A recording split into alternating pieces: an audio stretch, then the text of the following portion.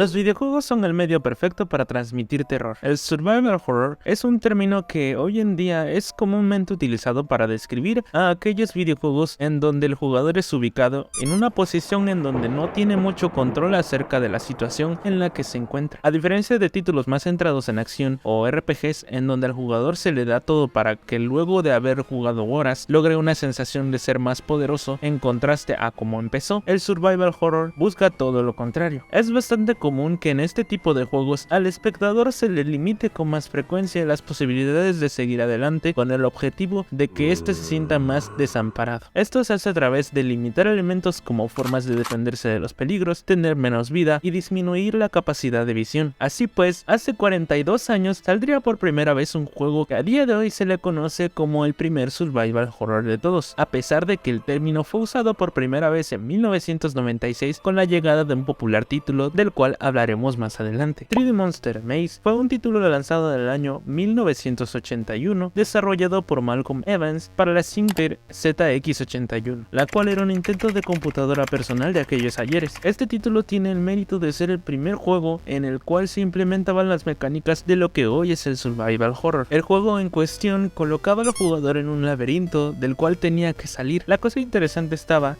en que este laberinto contaba con una criatura que lo rondaba, y esta le daba un toque de suspenso al juego. Dicho monstruo era un tiranosaurio rex. Ya sabemos que esto no se ve nada terrorífico, en especial si lo comparamos con juegos actuales y las distintas formas que estos tienen de dar miedo hoy en día. Sin embargo, tienen que pensar que este era un título de 1981, año en el cual seguramente la gente veía este juego como si fuera del cyberpunk. Uno de los elementos que además le daban ese toque de suspenso al título era el hecho de que el juego te avisaba por medio de subtítulos que el T-Rex te había observado o que venía hacia ti. Este hecho hacía que cuando los jugadores lo veían comenzaran a paniquearse un poco, pues ellos sabían que estaban en peligro, pero desconocían por dónde este provenía. 3D Monster Maze es un juego muy sencillo para los estándares actuales. No obstante, es aquel videojuego que sentó ciertas bases para lo que se vendría en futuros años. Para finales de 1990, los gráficos en los videojuegos ya no eran tan sencillos como antes. Los videojuegos comenzaban a implementar elementos gráficos mucho más elaborados a la presentación de los títulos. Uno de los ejemplos con más influencia dentro del género fue Sweet Home, lanzado en 1989, que estaba basado en una película del mismo nombre. En este título lanzado para la NES, jugabas con 5 filmmakers que querían grabar un documental en una casa abandonada. Estos se quedan encerrados en una mansión con entidades desconocidas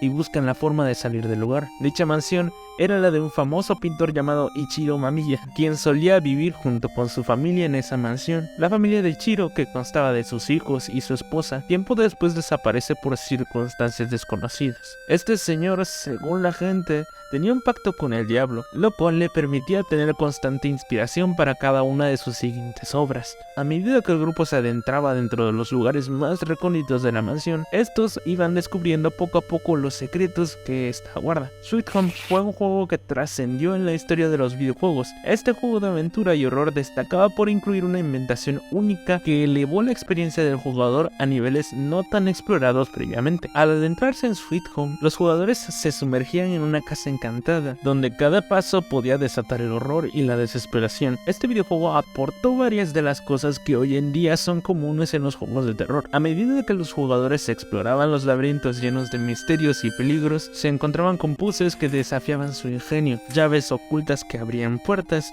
y obstáculos que ponían a prueba sus habilidades. Sweet Home se convirtió en un juego icónico de la era de los videojuegos, dejando una huella indeleble en la historia de los juegos de aventura y horror. Alone in the Dark fue otro de los videojuegos pioneros que sentaron las bases para muchos de los elementos que hoy en día son comunes en el género del terror. Desde su lanzamiento en 1992, este título ha sido considerado un gran influyente en la creación de atmósferas opresivas y angustiantes. Una de las características que hizo que este juego fuera tan revolucionario fue su cámara fija. Aunque pueda parecer una limitación, los desarrolladores de Alone in the Dark encontraron en esta técnica una forma de hacer que el juego se viera mucho más cinematográfico, como si estuvieras jugando una película. Además, al no poder ver lo que sucede a tu alrededor, la tensión se intensificaba hasta el punto en que cualquier esquina podía ocultar algo aterrador. Pero si hay algo que realmente hizo que Alone in the Dark fuera un juego terrorífico, terrorífico fueron sus controles. Estos eran bastante extraños y a algunos jugadores les costaba bastante tiempo acostumbrarse a ellos. Recuerdan que este tipo de videojuegos tenían como objetivo hacer que el jugador sintiera menos control sobre lo que sucede, pues la forma en la que este juego lograba dicho efecto era a través de los controles y la cámara. Los movimientos poco comunes y la dificultad para acostumbrarse a ellos hacían que el jugador se sintiera aún más vulnerable ante los peligros que acechaban en el juego. Pero, ¿por qué alguien querría jugar un juego tan difícil de controlar? La respuesta está en la sensación de tensión y miedo que lograba generar Alone in the Dark. Los peligros eran reales, las posibilidades de sobrevivir eran limitadas y esto hacía que cada paso fuera una auténtica lucha por la supervivencia. Pero como los grandes pioneros que son, Alone in the Dark y sus precursores solo prepararon el terreno para lo que vendría a continuación. En un momento decisivo en la historia de los videojuegos de terror, nació un título que se atrevió a crear un género completamente nuevo, Resident Evil. Esta obra no solo definió el término survival horror, sino que estableció un estándar de excelencia para toda la industria de los videojuegos de terror. Con su historia, que originalmente iba a ser un remake del juego que les mencioné antes,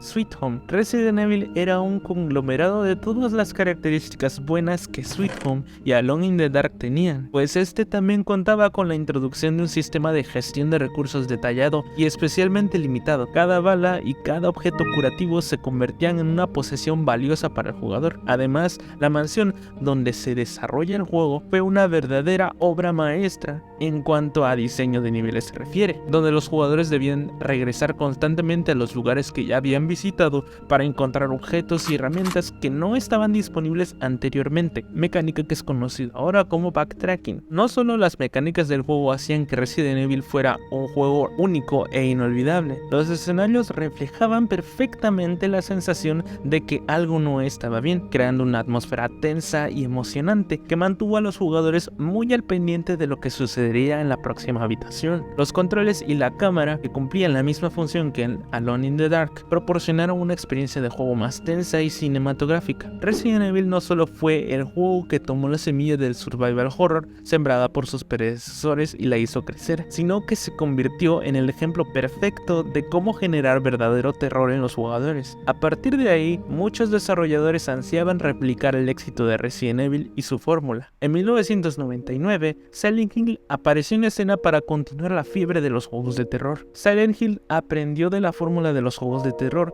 pero adaptándolo a su propio estilo y personalidad, ya que su enfoque estaba en el terror psicológico. Su enfoque en este tipo de horror hizo que los jugadores experimentaran una sensación de inquietud diferente a la vista en otros títulos. La oscuridad y el silencio que reinaban en el pueblo de Silent Hill añadían una sensación de aislamiento que hacía que los jugadores se sintieran completamente solos y vulnerables. Los monstruos que acechaban a Harry Mason eran grotescos y perturbadores, pues parecían sacados de las peores pesadillas del jugador. Además, el hecho de que la mayoría de estos monstruos fueran resultados de las culpas y miedos de los personajes añadía una dimensión más aterradora a la experiencia. El Team Silent puso a todo su esfuerzo para que la ambientación fuera idónea y así crear escenarios y situaciones únicas dentro del género. La evolución del género del terror en los videojuegos ha sido un camino lleno de cambios, donde cada título ha dejado su huella en la historia del género. En el año 2005, nuevamente la franquicia de Resident Evil cambió la forma en que se jugaban los juegos de terror. Para la llegada de Resident Evil 4, Capcom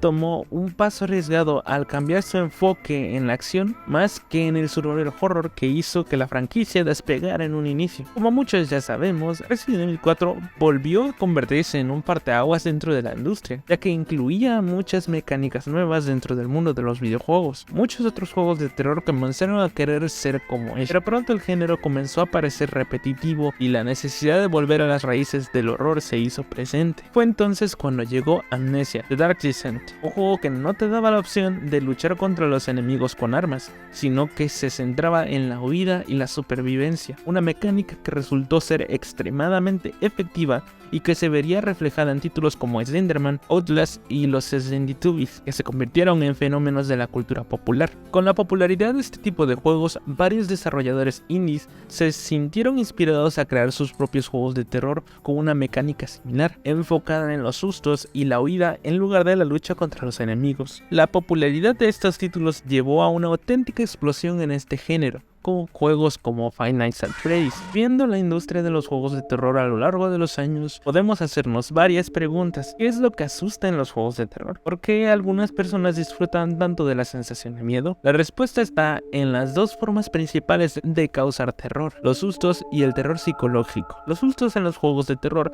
pueden ser anticipados o no, lo que significa que el jugador puede saber que algo aterrador está a punto de suceder o que puede ser sorprendido por un susto repentino e inesperado. En ambos casos, el objetivo es mantener al jugador en un estado de tensión constante, creando una sensación de anticipación y ansiedad que lo prepara para el próximo sobresalto. Sin embargo, la verdadera maestría en los juegos de terror reside en el terror psicológico. En lugar de simplemente asustar al jugador con imágenes aterradoras o sonidos estridentes, los juegos de terror psicológicos buscan crear una experiencia terrorífica a través del suspenso, la sugestión y la manipulación de las emociones del jugador. Este enfoque requiere una habilidad y destreza especiales para mantener al jugador en un estado de tensión constante, haciéndolo partícipe de la trama y manteniéndolo en el vilo hasta el final. La mente es el campo de batalla del terror psicológico y su arma es la imaginación. Cuando el juego logra que el miedo se adentre en tu cabeza, te hace sentir vulnerable, expuesto a cualquier cosa que pueda suceder en cualquier momento. En la actualidad, los juegos de terror han evolucionado para incluir una mezcla de ambos modos de espantar. Por un lado, existen juegos que hacen uso de los sustos o jumpscares para mantener al jugador en un constante estado de alerta, haciendo que cada rincón se sienta peligroso y haciendo que el espectador espere con ansiedad la próxima aparición del enemigo. Por otro lado,